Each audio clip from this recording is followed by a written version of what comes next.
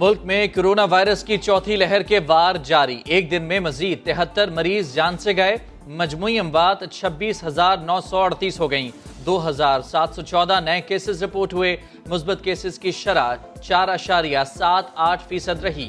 किसी जहाज के अंदर सफर नहीं कर सकेंगे, किसी शॉपिंग मॉल में एंटर नहीं हो सकेंगे, होटल्स, गेस्ट हाउसेस, इनके अंदर बुकिंग बंद कर दी जाएगी किसी भी ऐसे शख्स के लिए जो मुकम्मल तौर पर अपनी वैक्सीनेशन कंप्लीट ना करवा चुका हो। जो वैक्सीन नहीं लगवाएगा पाबंदियों की जद में आएगा। सरबरा MCOC असद उमर का ऐलान। वैक्सीनेशन लगवाने वालों के लिए पहले से लगी पाबंदियों में नरमी। कम केसेस वाले पंजाब और खैबर पख्तूनख्वा के 18 अजला के लिए नया हिदायतनामा जारी कर दिया गया। तालीमी इदारे 50% हाजिरी के साथ 16 सितंबर से खोलने का फैसला। वैक्सीनेटेड 200 अफराद को इंडोर शादी और दीगर तकरीबात में शिरकत की इजाज़त। खुली जगह पर 400 अफराद भी शरीक हो सकते हैं। बाजारों का वक्त रात 10 बजे तक कर दिया गया। लाहौर, फैसलाबाद, मुल्तान, सरगोदा, गुजरात और बन्नू में भी पाबंदियां बरकरार। चंद दिनों में आटे की कीमत काफी गिरेगी। इसी महीने से इंशाल्लाह टारगेटेड सब्सिडीज देंगे। अब हम कैश सब्सिडी देंगे आटे के लिए, चीनी के लिए, घी के लिए, दालों के लिए। 40 से 44% जो पॉपुलेशन है उनको ये सब्सिडी, कैश सब्सिडी मिलेगी। खाने पीने की अशिया की कीमतें गरीबों के लिए कम होंगी। एहसास प्रोग्राम का डाटा इस्तेमाल करके टारगेटेड सब्सिडी देंगे। बिजली और गैस के बिलों पर भी फर्क पड़ेगा। आटा भी जल्द सस्ता हो जाएगा। वजीर खजाना शौकत तरीन का ऐलान। कहा, आम इस्तेमाल की चीजें पूरी दुनिया में महंगी हुई हैं। आलमी मार्केट की कीमतें मकामी मार्केट पर असरअंदाज होती हैं। बोले, IMF में जाने से रुपए की कदर में कमी हुई और महंगाई बढ़ी। पेट्रोलियम मसनूआत की कीमतों में 10 रुपए तक इजाफे का खदशा। ओगरा ने समरी हुकूमत को भिजवा दी। पेट्रोल 1 रुपए फी लीटर और हाई स्पीड डीजल 10 रुपए तक महंगा करने की तजवीज़। क्या वजीर आजम अवाम को रिलीफ दिलवाएंगे? कौम की नजरें वजीर आजम हाउस पर लग गईं।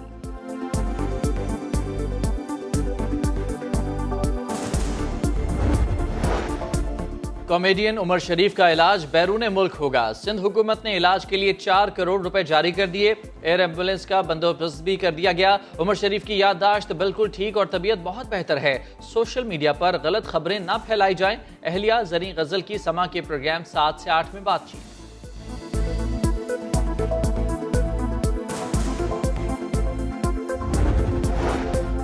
कराची वालों तैयार रहो, सूरज आज भी आंखें दिखाएगा। महकमा मौसमियात के मुताबिक पारा 40 तक जाएगा। 17 सितंबर की शाम से नया मॉनसून सिस्टम बारिश बरसाएगा।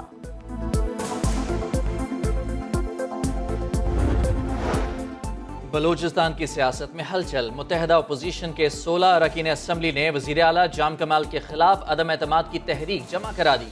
कहा, गुज़श्ता 3 साल में जाम हुकूमत में मायूसी, बदअमनी और बेरोजगारी में इजाफा हुआ। सूबे का हर शख्स हुकूमत का खात्मा चाहता है। तर्जुमान बलूचिस्तान हुकूमत लियाकत शाहवानी कहते हैं, अपोजिशन का अदम एतमाद की तहरीक के लिए मतलूबा तादाद का दावा बेबुनियाद है। तमाम हुकूमती अरकान वजीर आला जाम कमाल के साथ हैं। इलेक्शन कमीशन को आग लगाने के बयान ने इलेक्शन कमीशन में आग भड़का दी। ECP का आजम सवाती को नोटिस भेजने का फैसला। पैसे लेने का इल्जाम क्यों लगाया? सबूत भी मांगे जाएंगे। वजीर इत्तलात फवाद चौधरी को भी नोटिस मिलेगा। चीफ इलेक्शन कमिश्नर की जेर सदारत मीटिंग में कमेटी इजलास और वुज़रा की प्रेस कॉन्फ्रेंस पर ब्रीफिंग। फवाद चौधरी कहते हैं, नोटिस आया तो तफसीली जवाब देंगे। शख्सियात के सियासी किरदार पर बात करना पसंद नहीं तो कंडक्ट गैर सियासी रखें। तनकीद शख्सियात पर होती है, इदारों पर नहीं।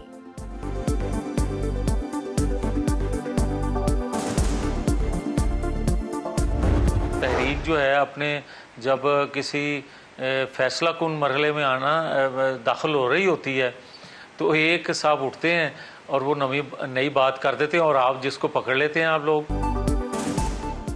नून लीग में काली भेड़े हैं। 4-5 लोग बयानियां खराब करने के असाइनमेंट पर काम कर रहे हैं। जब भी तहरीक फैसला कुन मरहले में पहुंचे तो उनमें से एक उठकर नई बात कर देता है। लीगी रहनुमा जावेद लतीफ का समा को तहलका खेज इंटरव्यू। असाइनमेंट वालों के नाम ना बताए लेकिन निशानियां बता दी। बोले, मुफाहमत की बात करने वाले शामिल हैं। कोई तजुर्बाकार बयानिए को नुकसान पहुंचाए तो गलती नहीं कह सकते, वो असाइनमेंट ही होता है। काम मजीद जान लगाकर करें लेकिन तनख्वाह पुरानी मिलेगी। वफाकी काबीना ने अरकान पार्लियामेंट की तनख्वाहों में 10% इजाफे की तजवीज़ मुस्तरद कर दी। वफाकी वजीर इत्तलात फवाद चौधरी कहते हैं किफ़ायत शहरी मुहिम को सामने रखकर फैसला किया गया। इजलास में वजीर आजम का गंदम की खरीदारी में ताखीर पर बरहमी का इजहार, सूबों को फौरी तौर पर गंदम रिलीज करने की हिदायत, अगले साल 5G लॉन्च करने का भी फैसला हो गया।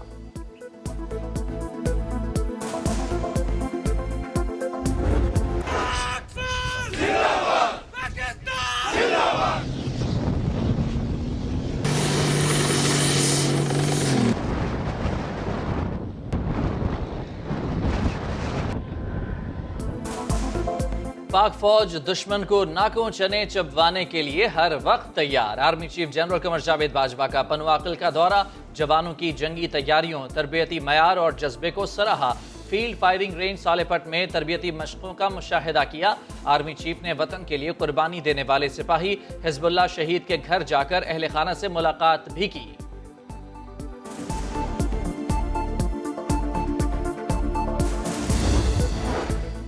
वतन को दुश्मन के कारिंदों से पाक करने का मिशन, शुमाली वजीरिस्तान में सिक्योरिटी फोर्सेस का ऑपरेशन, 2 दहशतगर्द हलाक हो गए।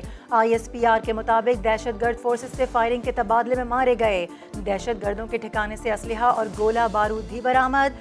मजीद तखरीबकारों की तलाश का ऑपरेशन जारी।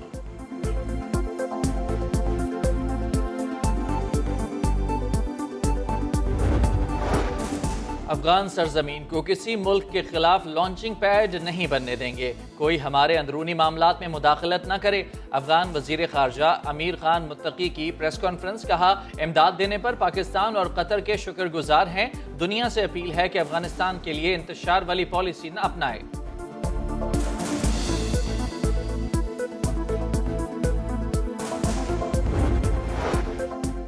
वजीर आजम इमरान खान को रूसी सदर व्लादिमीर पुतिन का टेलीफोन, 2 तरफा ताल्लुकात और अफगान की सूरत हाल पर तबादला ख्याल। वजीर आजम ने कहा अफगानिस्तान में अमन और इस्तेहकाम खित्ते की सलामती और खुद मुख्तारी के लिए अहम है। आलमी बरादरी की जानिब से इंसानी बुनियादों पर अफगानिस्तान की फौरी इमदाद इंतहाई ज़रूरी है।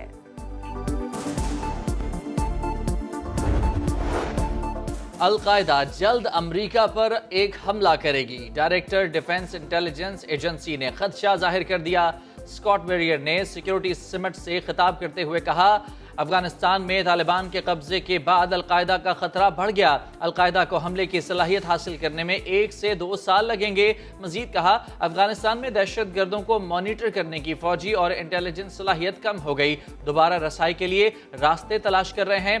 डिप्टी डायरेक्टर CIA ने भी दहशत गर्दी का इशारा दे दिया, कहा दाइश खुरासान भी हमले कर सकती है।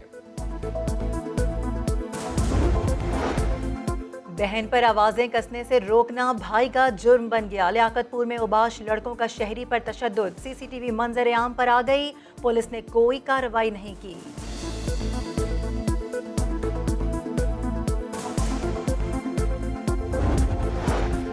सियालकोट में शादीशुदा खातून से अगवा के बाद मुबैना इज्तमाई ज़्यादती, मुलजिम नीम बेहोश हालत में फेंक कर फरार। शोहर कहता है बीवी को पंप के करीब खड़ा करके पेट्रोल डलवाने गया था, मुलजिमान अगवा करके ले गए।